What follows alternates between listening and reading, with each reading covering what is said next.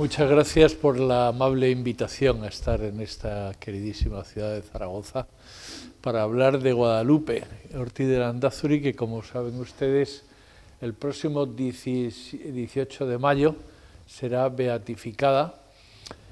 Hace unos días el prefecto de la Congregación de las Causas de los Santos, el cardenal Becciu, recibió al delegado de las Causas de los Santos del Obispado de Madrid y al vicario de la Santidad de la Diócesis de Madrid, que es el obispo auxiliar Monseñor Martínez Camino. Le recibió en la congregación. Como saben ustedes, el cardenal Becciu tomó posesión el 31 de agosto pasado y pues será una visita de cortesía para saludarle y, entre otras cosas, plantearle el segundo paquete de mártires, porque ya está aprobado el primer paquete de mártires de la persecución religiosa de la Segunda República y la Guerra Civil, y ahora viene el segundo paquete en el que están algunos sacerdotes conocidos por los presentes, don Lino Vega, don José María Vega, algunos de esos sacerdotes que colaboraron con San José María en los primeros tiempos de la obra, que después fueron mártires y van a ser beatificados, ¿no? Y fue muy bonito porque el prefecto de la congregación quiso salir a la puerta a recibir a estas dos personas como una muestra de deferencia, y el modo de saludarles es muy expresivo. La Diócesis de Madrid, que va a albergar la beatificación de la primera laica del Opus Dei, de la primera mujer beatificada del Opus Dei, un gran don de Dios para la Iglesia. Por tanto, tengo la alegría de comunicarles a ustedes que están todos invitados a verlo por el ordenador, a verlo en streaming, que es como se ven hoy día las cosas, ¿no? Online, ¿no? Estamos en la civilización online, pero bueno, va a ser un día de mucha alegría para todo el pueblo de Dios, un gran don de Dios para la Iglesia, porque Guadalupe Ortiz de Landázuri se convierte desde ese día de una manera más fuerte, más intensa, en un modelo e intercesor para todo el pueblo de Dios. Por tanto, el Opus Dei deja de tener a Guadalupe en exclusividad para pasar a compartirla con todo el pueblo de Dios. Es un modelo, un intercesor de todo el pueblo de Dios. Y por tanto, pues es un gran don de Dios para la Iglesia contar con un nuevo modelo, con una nueva intercesora, y les invito a todos ustedes a tomar una estampa de Guadalupe y a guardarla o a bajarla de internet a su teléfono móvil.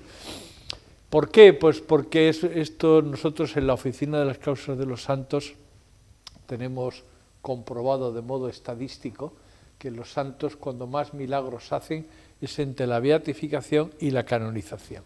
Por un motivo, y es porque ninguno quiere quedarse en beato. Por lo tanto, mi consejo práctico es que se hagan ustedes con una estampa y pidan todo lo que quieran, lo material, lo espiritual, porque así un día tendrán un imposible delante de los ojos, tendrán fe, lo pedirán y Dios hará el milagro y podremos ir a la plaza de San Pedro a canonizar a Guadalupe Ortiz de Landázuri. Porque brevemente nos puedes explicar el proceso hasta la plaza de San Pedro. Bueno, en realidad ahora desde el momento en que el Papa Francisco autoriza la publicación del decreto del milagro, ya cualquier hecho sobrenatural de modo que pueda demostrarse, porque claro, milagros suceden constantemente cada día, el problema es demostrarlos, ¿no? Me acuerdo hace unos años recibimos una carta muy graciosa que decía: a ustedes les parecerá una tontería, pero que a mis 94 años el beato Álvaro del Portillo me haya cortado la diarrea ha sido fundamental, ¿no? Claro, a esa persona cualquiera va a explicarle que no sirve para la canonización ese favor, ¿no? Pero para él es un milagro de primera categoría, porque es que se iba a morir, ¿no? Y ya no se muere, por lo tanto para él es un milagro, ¿no? Pero evidentemente los milagros técnicamente son aquellos hechos sobrenaturales que se pueden demostrar, ¿no? Y en eso estamos siempre trabajando, en la búsqueda. Por eso es tan importante pedir mucho y escribir todo lo que sucede, porque si escribimos los pequeños favores que nos suceden, los santos suelen hacernos más, ¿no? Es una manera de agradecer, ¿no? Hay que agradecer. O sea, en ese sentido, el itinerario que nos queda es la beatificación, y como momento en el que comienza lo que sería el culto público. A partir de ahora el culto público puede hacerse en todas las diócesis del mundo, pero de modo restringido. Es decir, que hay unas diócesis en las que se puede, de una manera habitual, pues dedicar una iglesia o dedicar un altar, ¿no? Y otras diócesis donde para poder hacer eso hay que pedir permiso a la Santa Sede. Es decir, que un beato es el culto público restringido a una familia sobrenatural, a un ámbito, a una diócesis, a un lugar. A partir de un segundo milagro, de un proceso de un segundo milagro y de un decreto de milagro, se abriría la puerta a una canonización, que eso es lo que suele hacerse en la plaza de San Pedro. ¿Y la protagonista? ¿Cómo era la protagonista? Sí, es verdad que cuando el Papa Francisco nos escribió el año pasado, por estas fechas, ese documento Gaudete et Exsultate, que habrán ustedes leído detenidamente, en ese documento el Papa nos animaba a todos a la santidad y nos animaba a todos a buscar convertirnos en modelos e intercesores de los demás, ¿no? En ese sentido, ser santo es aquel que está llamado a identificarse con Jesucristo y por tanto ser luz para los demás en ese camino, ¿no? Y a la vez el ser intercesor, porque los santos están para ayudarnos, para echarnos una mano en el camino, ¿no? Y hay que acostumbrarse a pedir las cosas. También es una manera bonita, entrañable, familiar, ¿no? Vamos a Dios a través de otros, del ejemplo de otros y de la intercesión de otros. Conocer a los santos nos ayuda a entrar en intimidad, en cordialidad, ¿no? En confidencia con ellos, y nos ayuda a descubrir que igual que ellos fueron santos con la gracia de Dios, nosotros también, ¿no? Aunque parezca que es imposible eso de la santidad, ¿no? Pero Dios hace milagros. Podemos ser santos y un buen cáncer a veces acelera la cosa. Nos ayuda a dar los pasitos finales que nos quedan, ¿no? Hombre, ser santo, como decía muchas veces Guadalupe, no es el que no cae nunca, sino el que se levanta siempre, ¿no? Y eso.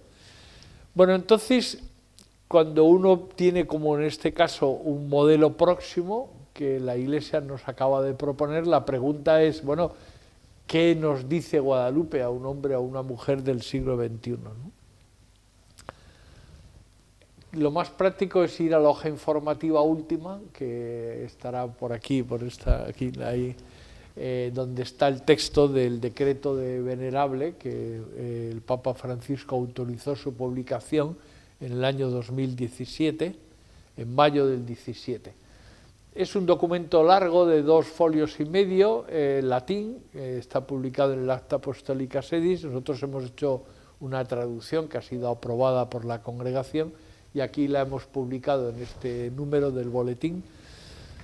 Vale la pena detenerse, es sencillo, se lee rápido, detenerse en el inicio, iterum dico gaudete, de nuevo os lo digo, estad alegres, ¿no? Es decir, la mirada de Guadalupe lo que nos recuerda es la sonrisa, el buen humor, el optimismo cristiano, ¿no? En cierto modo es lo que San José María nos explicó muchas veces, que para nosotros la filiación divina, el ser hijos de Dios, es como una filosofía de la vida, ¿no? Hemos de enfocar las cosas desde ese ángulo.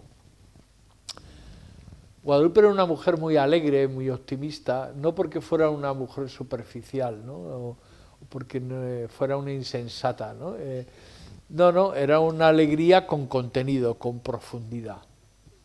Hay una anécdota que a mí me gusta contar, porque es muy expresiva del buen humor de nuestras hermanas mayores, de las primeras de la obra, y también porque expresa muy bien ese modo en el que San José María iba formando las primeras vocaciones y así hemos de formar nosotros a los demás, ¿no?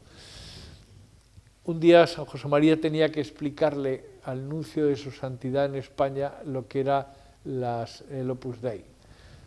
Tenía que explicárselo y como él había estudiado en un colegio de religiosos, el párroco que él tenía era un religioso, después el seminario donde estudió lo llevaban religiosos, pues le resultaba difícil entender o visualizar eso de la santidad en medio del mundo y no terminaba de captarlo, ¿no? Aunque escuchaba a San José María y le veía el entusiasmo que ponía en lo que le contaba, pero no terminaba de visualizarlo. Hasta que al final San José María tuvo una idea genial, que fue invitarle a comer a Jorge Manrique, que es el primer centro de mujeres del Opus Dei. Y al invitarle a comer en Jorge Manrique, pues lo que hizo fue presentarle a las mujeres que vivían allí, que le enseñara la casa, que estuviera un rato con ellas, de tal manera que por lo que le iban contando, por las cosas, por las vidas de esas personas, pues empezara a visualizar la llamada universal a la santidad, ¿no? Cómo Dios puede llamarnos y darnos su gracia para encontrarnos con Él en cualquier circunstancia de la vida, ¿no? Todo iba muy bien hasta que se sientan a comer en una salita, en un comedor improvisado, en una salita. Y mientras están comiendo, San José María está dándole conversación al nuncio y va siguiendo la trayectoria de la paella, que era el plato pactado que se está elaborando en la cocina, en el sótano. La paella sube de la cocina a la planta baja por la escalera. En la que lleva la paella, mientras sube las escaleras se resbala y la paella se va a tomar viento, ¿no? En ese momento los dos tienen un gesto como diciendo, bueno, ¿y ahora qué va a pasar? ¿No? Porque es como un momento trágico, ¿no? Cuando se oye pim, pom, ¿no? Entonces silencio y se oye nítidamente la carcajada de Guadalupe. ¡Ja, ja, ja! San José María piensa y dice, bueno, pues si les ha dado por reírse, ¿no? La cosa no es tan grave, ¿no? Al cabo de unos minutos llega una menestra de verduras y ya el asunto terminado, ¿no? Es decir, ella pasaba del género trágico al cómico. Y esto es muy importante para la sociedad en la que estamos viviendo, ¿no? ¿Qué nos dice Guadalupe a los hombres y mujeres del siglo XXI? Que sí, que evidentemente que hay que tomarse la santidad en serio, hay que tomarse la vida en serio, como el prelado del Opus Dei nos acaba de recordar, hay que gastar la vida por la Iglesia, hay que rezar por el Papa, por la Iglesia, vivir intensamente unidos en esa fecundidad apostólica y apoyando al Papa en todo lo que necesite, todo lo que podamos. Pero a la vez hay que hacerlo con buen humor, con una sonrisa en los labios, porque la mejor manifestación de que verdaderamente estamos viviendo el espíritu del Opus Dei o verdaderamente estamos viviendo el espíritu de ser santos en medio del mundo es vivir de confianza. La Iglesia y el Opus Dei se basan en la confianza, decía San José María. En la Iglesia y el Opus Dei todo se basa en la confianza. La confianza en Dios, la confianza en los demás, ¿no? Por eso es muy impresionante ver cómo Guadalupe era una persona que confiaba en los demás, ¿no? Descargaba en los demás, ¿no? Se apoyaba, ¿no? Aunque a veces pudieran fallar, ¿no? Pudiera fallar ella. Yo les recomendaría que se descarguen de la página web del Opus Dei un libro gratuito, un ebook gratuito. Ahora creo que lo han imprimido también y ya se puede leer, pero la ventaja de tenerlo en el móvil es que se puede leer en cualquier momento, ¿no? Puedes sentarte en el metro y leer un libro llamado Letras a un santo. Es un libro que son 300 de las 350 cartas que Guadalupe escribió a San José María a lo largo de la vida, pues se han extractado y compendiado en 5 temas básicos generales. Pero lo importante es, hay una pequeña introducción, una cronología, pero yo les animaría a lanzarse, cuanto antes a entrar en el texto y empezar a leer una carta detrás de otra al principio hay curiosidad, hay que ver lo que le pasaba a una mujer en los años 50, ¿no? Hay que ver las cosas que le pasaban a Guadalupe, ¿no? Hay que ver cómo reaccionaba ante los hechos, hay que seguir, lee, como son 60 páginas, se puede leer una vez, 2 veces, 3 veces, 4 veces. Y a la cuarta lectura, de repente empieza uno a darse cuenta de que hay una frase que se te está quedando grabada, que es, y yo tan contenta, y yo tan contenta, y yo tan contenta. Porque esto es lo importante que tiene que pasar el 18 de mayo, que vayamos por la calle diciendo, y yo tan contento, ¿no? ¿Por qué? Porque somos hijos de Dios. ¿Qué es la felicidad? La íntima convicción de estar haciendo lo que Dios quiere. Por tanto, Guadalupe lo que dice es eso, que hay que levantarse una y otra vez y ponerse cada mañana a hacer lo que Dios nos pide, ¿no? Yo he oído decir que cuando era joven Guadalupe no era muy miedoso. Sin embargo, cuando ocurre... No, yo creo que es que parte de la alegría y del buen humor de Guadalupe es que le han cambiado la vida, ¿no? Yo creo que todos los que estamos aquí nos ha pasado igual que Guadalupe, hemos tenido un momento de impacto, ¿no? Como los primeros apóstoles, todos hemos pasado por el impacto. San Justino decía en su primera apología que nosotros somos un pueblo de conversos. La conversión significa haber pasado por el impacto del encuentro con Dios. Ese impacto que nos cambia la vida, que nos lleva a un horizonte de santidad, de amor de Dios, de preocupación por los demás, de tomarnos la vida cristiana en serio. Ella, cuando recibe ese impacto de Dios, pues evidentemente no es que fuera una mujer que tuviera mucho plan de vida, según la terminología de San Juan Crisóstomo, no es que llevara... no, ella iba a misa los domingos, rezaba el rosario de vez en cuando con su madre, tenía un novio catalán muy perfeccionista, no porque fuera catalán, sino porque era muy perfeccionista, daba clase en uno de los mejores colegios de Madrid, el Colegio de las Irlandesas, pero era una mujer honrada. Y cuando nota ese impacto de Dios, esa llamada de Dios, ella no echa tierra sobre el tema, ni dice habrá sido un trueno, ¿no? O hay que ver qué cosas se me ocurren, ¿no? No, lo que hace es busca a un sacerdote, busca la dirección espiritual. ¿Y qué hace San José María? Lo que hace es enseñarle a hacer oración, que es lo que en definitiva hace una madre con su hijo, lo que en definitiva hace el sacerdote en la dirección espiritual, lo que hacemos cada domingo cuando vamos a misa y escuchamos la homilía. Es decir, lo que siempre la Iglesia hace es enseñarnos a hacer oración. Lo que hemos aprendido en los medios de formación del Opus Dei es hacer oración personal. Y es conmovedor que una persona que empieza por hacer 5 minutos de oración, ahora vaya a ser beatificada, ¿no? Lo digo para que nos animemos, ¿no?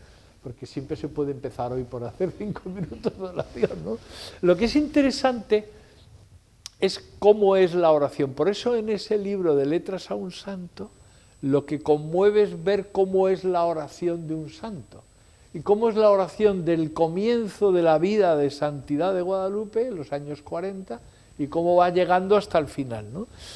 En el siglo XVI, ya que estamos en Aragón, que es una tierra tan antigua, ¿verdad?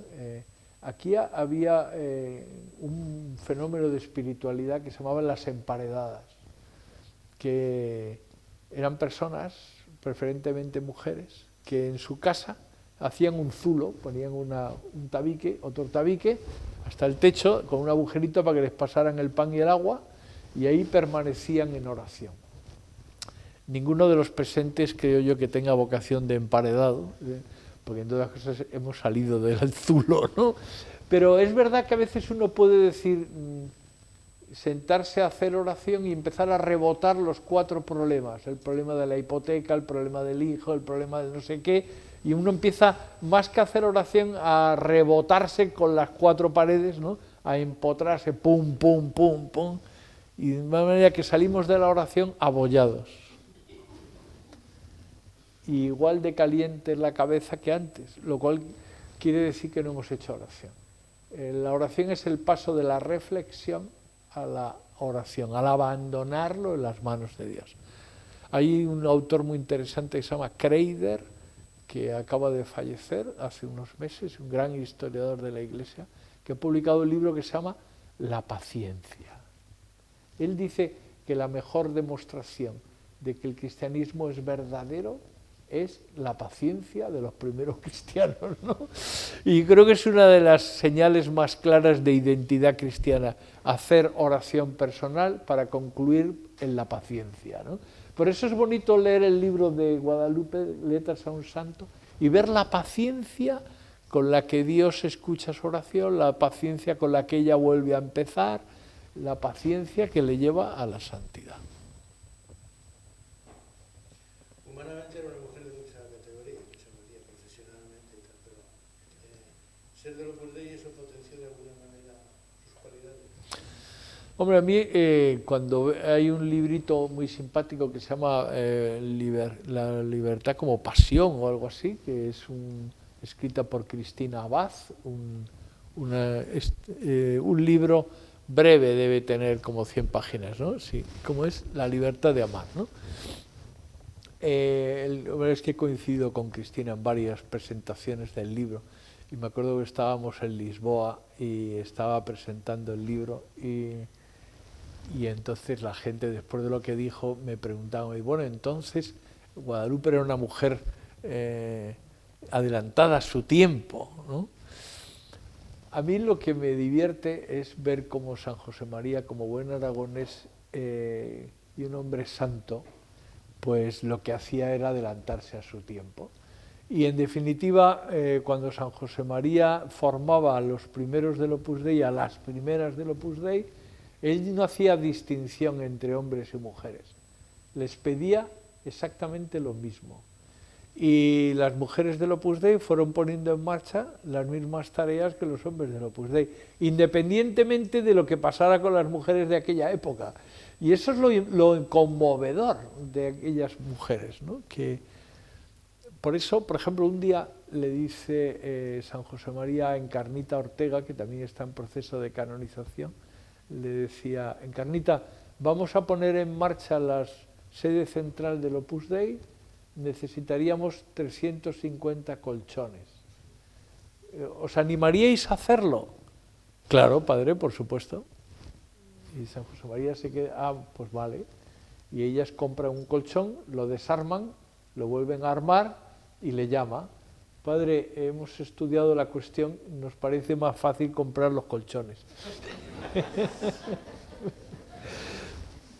Hemos encontrado un lugar donde valdrían tanto, pues ya está. O sea, si es que decir que no es absurdo, ¿no? Lo que hay que hacer es decir siempre que sí a todo lo que Dios nos pida. Luego ya el Espíritu Santo nos irá iluminando para hacerlo. Claro, en ese sentido Guadalupe va haciendo en cada momento lo que la obra necesita de ella, como lo que la vida necesita de ella, lo que Dios necesita de ella, porque la felicidad es la íntima convicción de estar haciendo lo que Dios nos pide, ¿no? Bueno, en ese sentido fue adelantada a su tiempo, como todos los santos han sido siempre revolucionarios, porque la caridad es lo más revolucionario que existe.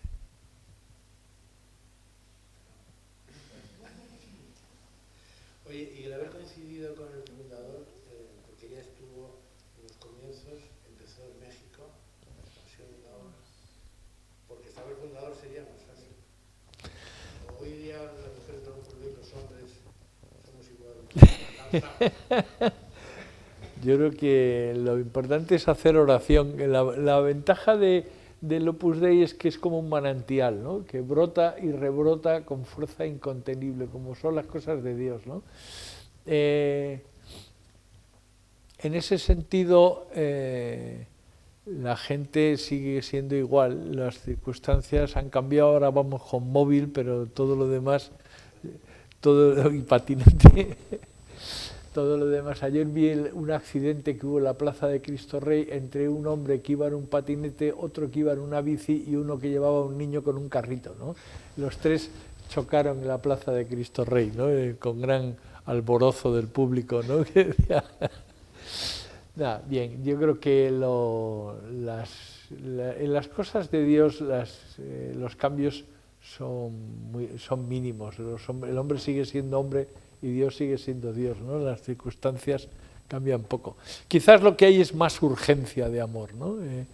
Quizás como el Papa nos está subrayando, el mundo necesita más ejemplos de vida, ¿no? Quizás por eso el Santo Padre ha dado un giro metodológico, que por si no lo conocen ustedes, el Papa Juan Benedicto y el Papa Juan Pablo II despachaban con el prefecto de la congregación 2 o 3 veces al año.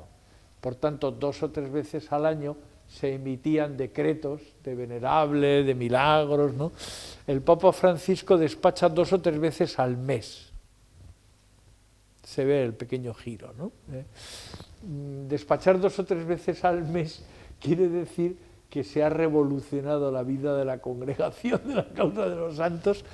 Han cambiado todos, con un equipo joven, hay un montón de nuevos relatores. Por ejemplo, antiguamente un apositio, que es el documento que estudian los consultores de la congregación para poder luego hacer el decreto de venerable, antiguamente era un mínimo de 500 páginas, ahora es un máximo de 250.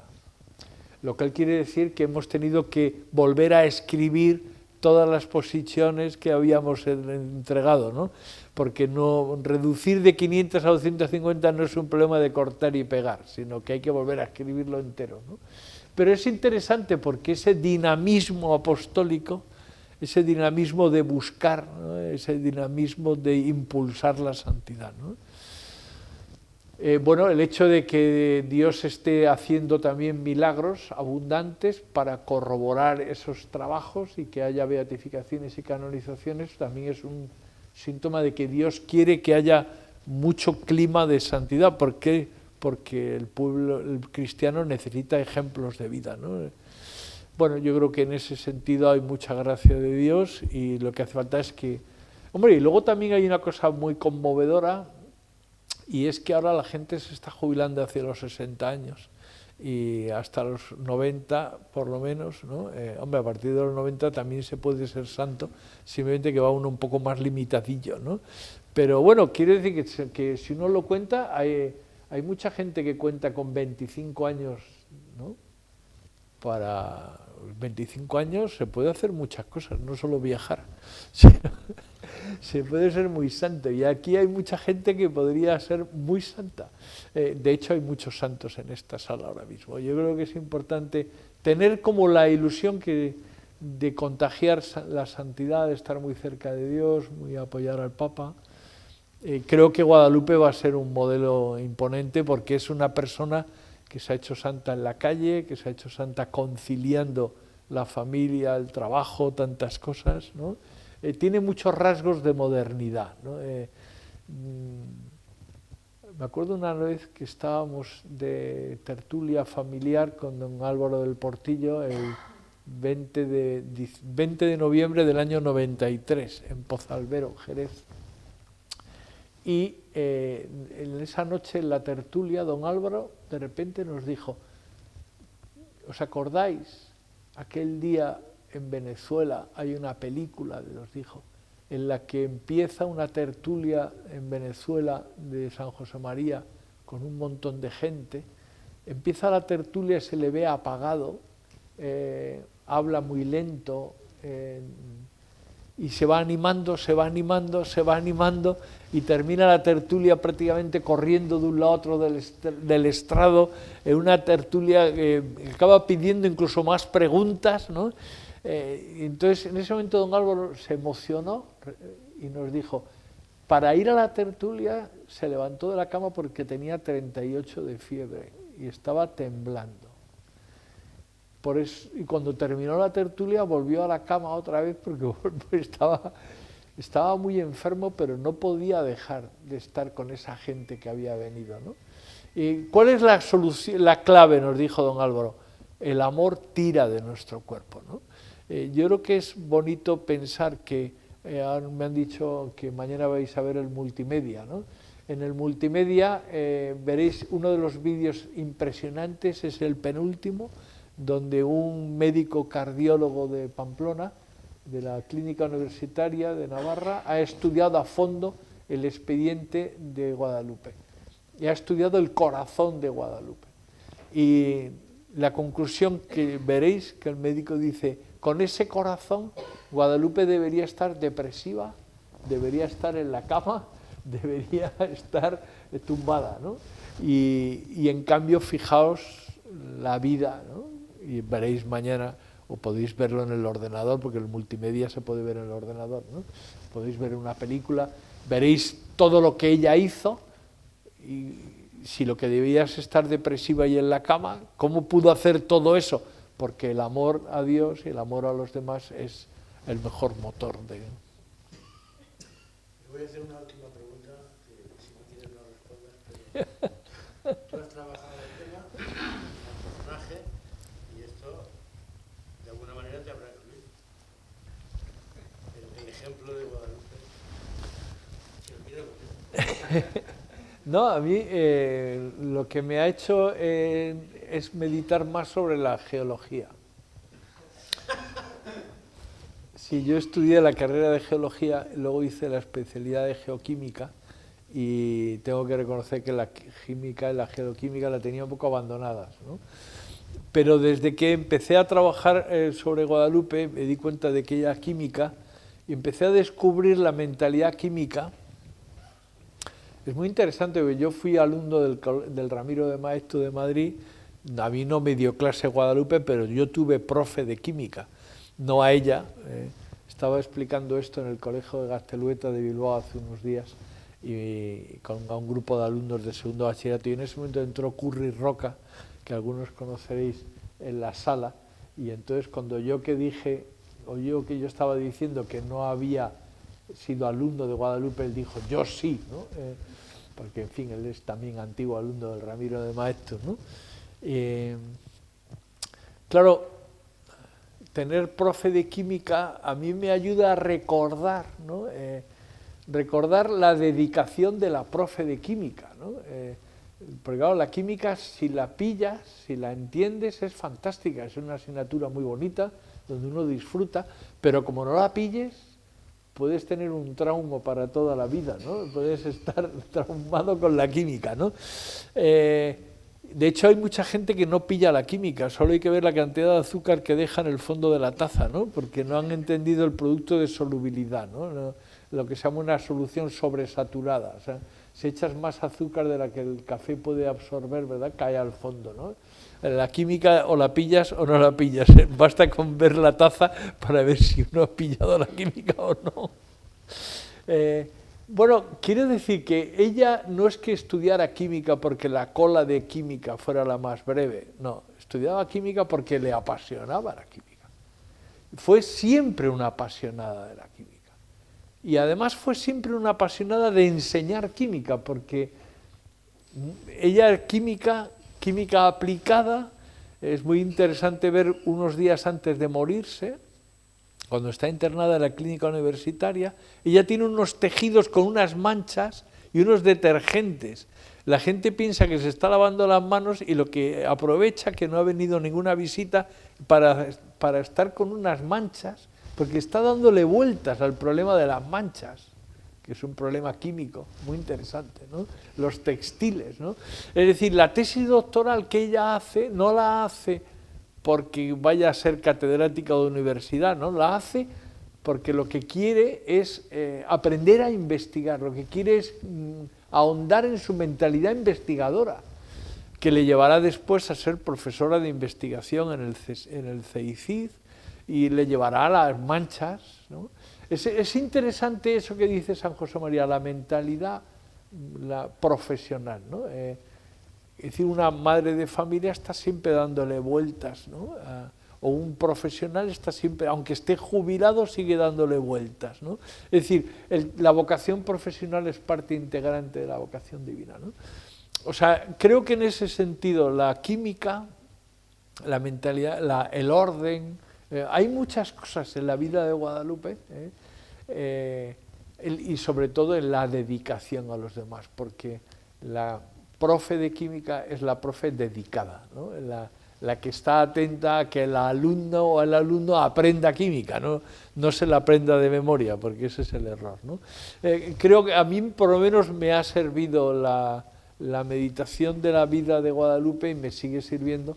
De hecho, tuvimos el martes pasado una reunión en el Colegio de Químicos de Madrid, un acto de homenaje a Guadalupe, y tuve la oportunidad de contarles estas cosas sobre la química, porque me parece que vale la pena que aprovechemos la beatificación de Guadalupe también para ver cómo nuestro trabajo profesional sigue formando parte de nuestra vocación divina, y a la vez cómo ese trabajo profesional, esa mentalidad profesional nos lleva a la preocupación por los demás y a la atención a los demás. Bueno, el público asistente. Siempre me llama la atención la enfermedad de Guadalupe. Antes se pensaba, o era un inconsciente, no era muy consciente de la enfermedad que tenía, porque era la impresión de que no se cuidaba nada, o si estaba muy en las manos de Dios, o no sé, o es un don de Dios, digamos, ese abandono. Pero claro, la enfermedad que tenía le imponía unas limitaciones, y yo por lo que he leído da la impresión de que era un poco inconsciente, o sea, o que lo sea, pero que parece que le daba igual, pues digo, que era un don de Dios eso, da la impresión de que no se cuidaba nada. Lo que pasa es que a Guadalupe hay que saber leerla, y yo creo que cuando lees, la ventaja de ese libro de Letras a un Santo, hombre, yo creo que cuando lees las cartas de una persona, por ejemplo, ahora dentro de poco van a salir publicadas las cartas de San José María, y uno piensa que conoce a San José María porque ha leído mucho de la vida de San José María, porque cuando leáis ese libro empezaréis a decir, ahora empiezo a conocerle, ¿no? Porque verdaderamente las cartas de una persona es cuando se descubre el interior, ¿no? Y cuando Guadalupe le escribe a San José María está haciendo oración. Por eso esas cartas, ese libro Letras a un Santo, es la oración de Guadalupe. Y en la oración hay sinceridad, ¿no? Pero también la sinceridad es el modo de ser tan sencillo, tan espontáneo, ¿no? Guadalupe se cuidaba en el sentido de que era muy obediente a tomar las pastillas, ¿no? Y aparece, en las cartas aparece que está tomando las pastillas. O sea, ella es química, por tanto es una persona ordenada, metódica y científica. Toma las pastillas que le dicen, ¿no? Hace el régimen que le dicen, ¿no? Lo que pasa es que no le da importancia. Ella, es tan bonito ver eso como la intimidad con Dios le hace pensar en los demás, ¿no? Olvidarse de sí misma, ¿no? Que es una de las maravillas de la vida de los santos, ¿no? Ese estar siempre pensando, Padre, a veces me veo como una madre de familia a la que Dios le ha enviado muchos hijos, ¿no? Es una manera muy gráfica de explicar que está siempre pendiente de unos y de otros y no tiene tiempo para pensar en sí misma. Pero evidentemente que hay muchos momentos en los que ya nota la limitación. Hay una escena impresionante en la primera residencia de mujeres del Opus Dei en México. Ella está subiendo las escaleras, porque el oratorio está en la primera planta, es una casa antigua, tiene una escalera así muy, muy bonita, muy espaciosa. Ella va subiendo y se va agarrando el pasador, va subiendo los escalones porque no puede, y está jadeando. Y está musitando, Señor, no puedo más, ayúdame, ¿no? Y de repente se da cuenta de que hay una chica, una de aquellas vocaciones recientes, que está asustada, viéndola a ella, ¿no? Y está consternada, ¿no?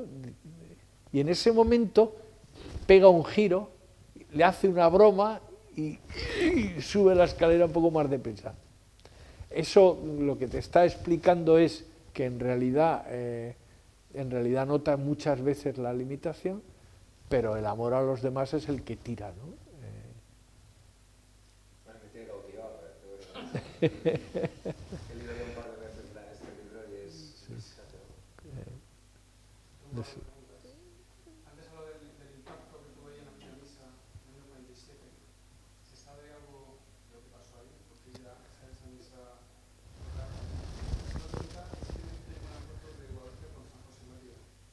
¿No tiene una suerte y no hay ninguna foto de ella con él? No lo sé si hay... yo creo que una de las cosas que descubres es que las mujeres, esto de las fotos, en aquella época no les gustaba mucho.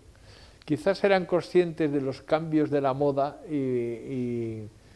pero no hay muchas fotografías, pero nos está pasando lo mismo con las demás, ¿no? Hay algunas fotografías, pero son de grupo, ¿no? O sea, en realidad, sí, también quizás se hacían pocas fotos, no sé, pero no, vamos, que la identidad entre los dos se ve en las cartas, es una identidad total, o sea, sí. Quizás cuando ella estuvo en Roma, pues por lo que sea no hay, o a lo mejor las hay, ojalá aparezcan. No. Con respecto al momento del impacto, sí, el impacto, sí, son de esas cosas personales, íntimas, ¿no? Ella coge un tranvía el día 15 de enero de 1944 en la plaza de Alonso Martínez, es domingo, baja por la calle Génova, llega a Colón, sube por Goya, se para en la parada de la iglesia de la Concepción, que es la parroquia del barrio de Salamanca, es una parroquia neoclásica del año 12. En esa parroquia hizo la primera comunión don Álvaro, don José María de Guernica, porque el Colegio del Pilar hacía las primeras comuniones ahí, y allí se ordenó sacerdote don Javier Echevarría, es decir, es un lugar, podríamos decir, especialmente querido en la historia del Opus Dei, ¿no? Ella va a misa allí pues porque le gusta más esa parroquia, le parece más alegre que la parroquia de al lado de su casa, que es San Ildefonso. Llega 15 de enero del 44, entra, llega tarde a misa, es costumbre nacional, ¿no? Se queda atrás, en la parte de atrás, de pie, porque está la iglesia llena. El cura empieza a enrollarse en la homilía, también es costumbre nacional, ¿no? Va a terminar la homilía, vuelve a empezarla, ¿no? Y ella se distrae, se imagina a sí misma vestida de novia, subiendo a casarse, es una distracción como otra cualquiera, ¿no? Y de repente oye una voz nítida, clara: no, para ti tengo otra cosa. Ya he dicho antes que ella no echa tierra sobre el tema, ni piensa que ha sido un trueno o ha sido un sueño, ¿no? Sino que lo que hace, bueno, pues se queda golpeada, ¿no? Soqueada, dicen ahora, ¿no?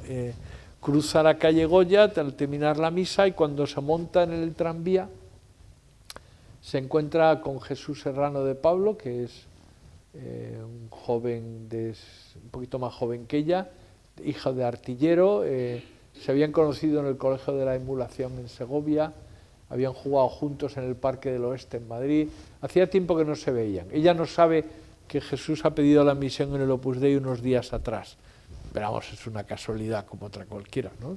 Entre todos los tranvías que había en Madrid en aquel día, pues que haya un numerario en un tranvía tampoco es nada del otro mundo, ¿no?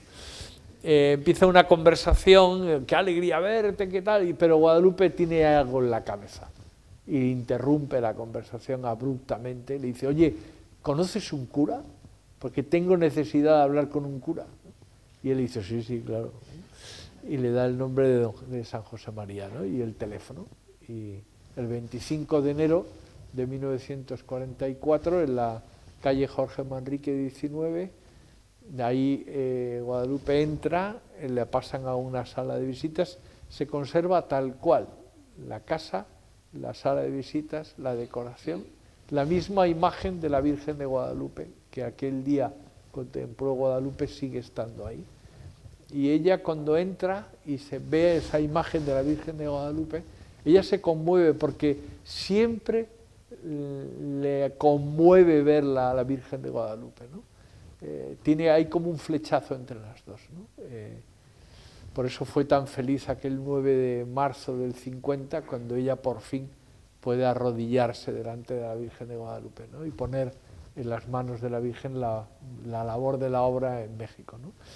Ella empieza a caer en la cuenta que se llama Guadalupe porque ha nacido el 12 de diciembre, porque su madre tiene mucha devoción a la Virgen de Guadalupe, y porque ha sido bautizada en la parroquia de San Ildefonso, que hay una capilla dedicada a la Virgen de Guadalupe.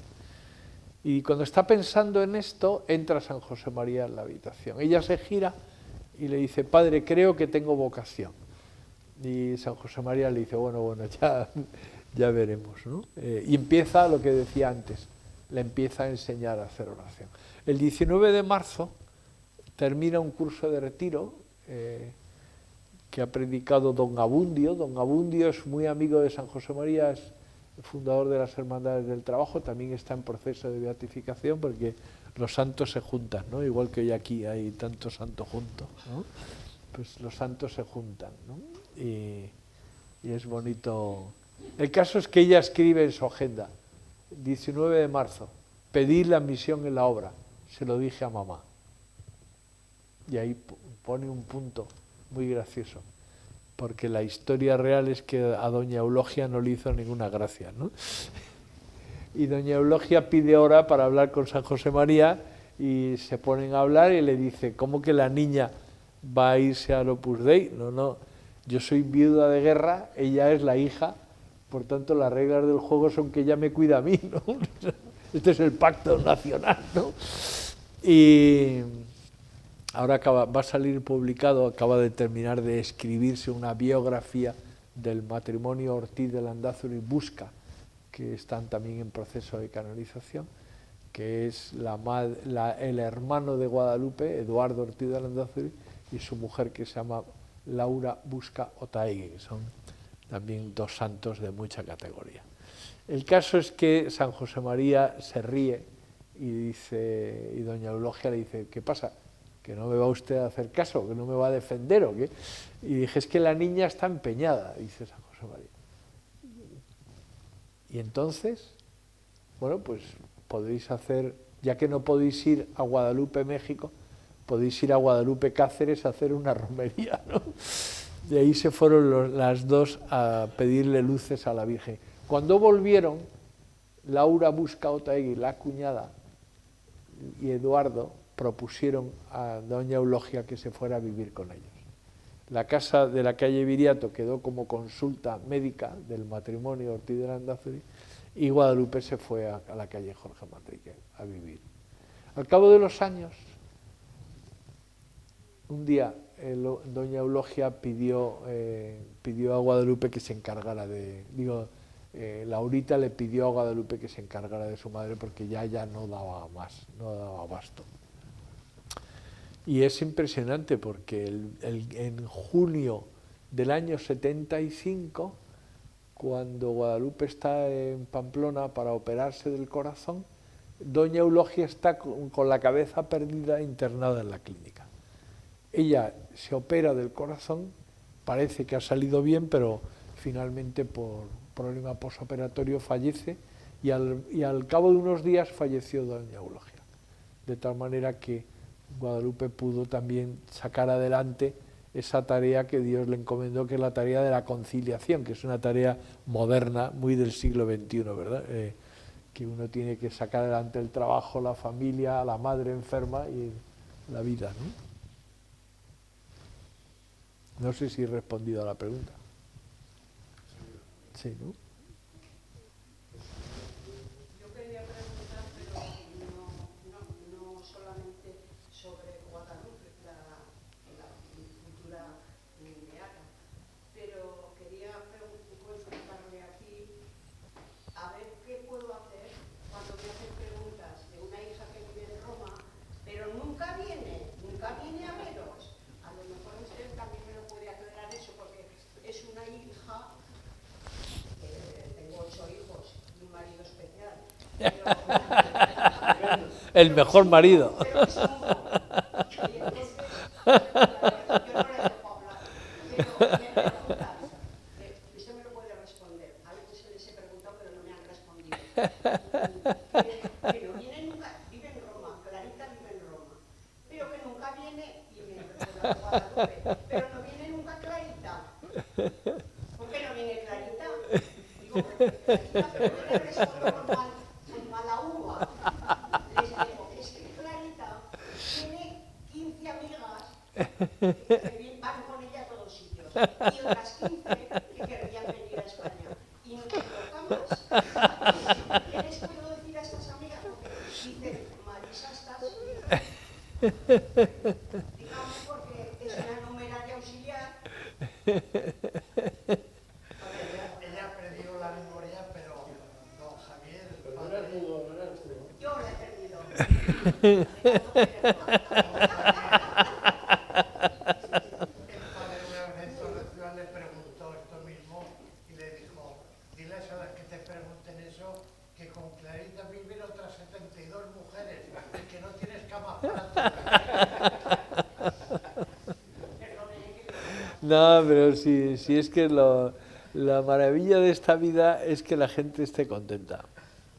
¿Y qué es la felicidad? La íntima convicción de estar haciendo lo que Dios quiere, ¿no? Y yo creo que es muy bonito esta especie de maravillosa comunión de los santos que vivimos, ¿no? De tal manera que cada uno está donde tiene que estar, ¿no? Donde pueda hacer más el bien, ¿no? Porque ayer les di una clase a unas alumnas de un colegio llamado Los Tilos, que es un colegio de Madrid que está en el barrio de Vallecas, ¿no? Y de hecho al terminar no tuve que pedir un taxi porque uno de los asistentes era el padre de una alumna que era taxista y ya me llevó en el taxi, ¿no? Y, bueno, pues el caso es que yo les explicaba a estas chicas de ayer de Los Tilos que lo importante es ir al cielo, ¿no? Que la vocación que todos tenemos es de ir al cielo. Y si hemos venido hoy aquí es para que nos hablen de Guadalupe, es decir, de una persona que está en el cielo, cuya misión es enseñarnos el camino para ir al cielo. O sea que en ese sentido lo que hace falta es que nos ayudemos unos a otros a ir al cielo. Si ella, para que tú vayas al cielo hace falta, vendrá. Y cuando venga, pues será el cielo, la tierra. Sí, lo bonito es esto, que en cada momento, yo creo que esto es lo que hay que recordarle a la gente, que la felicidad es la íntima convicción de estar haciendo lo que Dios quiere. Si uno está haciendo en cada momento lo que Dios nos pide, somos felices. Cuando empezamos a hacer las cosas pensando otros horizontes es cuando vienen los problemas, ¿no? Es más, las épocas más felices de nuestra vida son las épocas en las que hemos hecho mejor la oración, en las que hemos escuchado el querer de Dios y lo hemos seguido, ¿no? El otro día fui a Torrecilla y pasamos por Zaragoza y el que conducía el coche es un aragonés que se llama don Javier Rodríguez, que es sobrino de don Adolfo Rodríguez Vidal, que también hemos empezado el proceso de canonización en Chile. Y ya que íbamos hacia Torrecilla, Javier, que era el que conducía el coche, dijo, vamos a parar en Zaragoza, que hay que darle un beso a mamá. O sea que en ese sentido yo vi que esta persona vivía muy bien lo que nos han enseñado a vivir en la obra, que es a querer a nuestros padres y a nuestra familia. Porque camino de Torrecilla salimos, le dimos un beso, y lo que me hizo gracia fue no solo que paramos a darle un beso a mamá, sino que le llevaba una rosa, que conociendo a Javier que lleve una rosa realmente es realmente muy especial. O sea, ya se ve que había pensado mucho en su madre, porque normalmente rosas en la mano yo no le veo, pero llevaba una rosa y me hizo gracia porque empezó a extender la rosa, llevaba una caja, empezó a sacar y al final salió una rosa hermosísima, le puso un poquito de agua y ahí le dejó la rosa a su madre, que estaba feliz de la vida. Estuvimos media horita, pero ella fue feliz y nosotros también.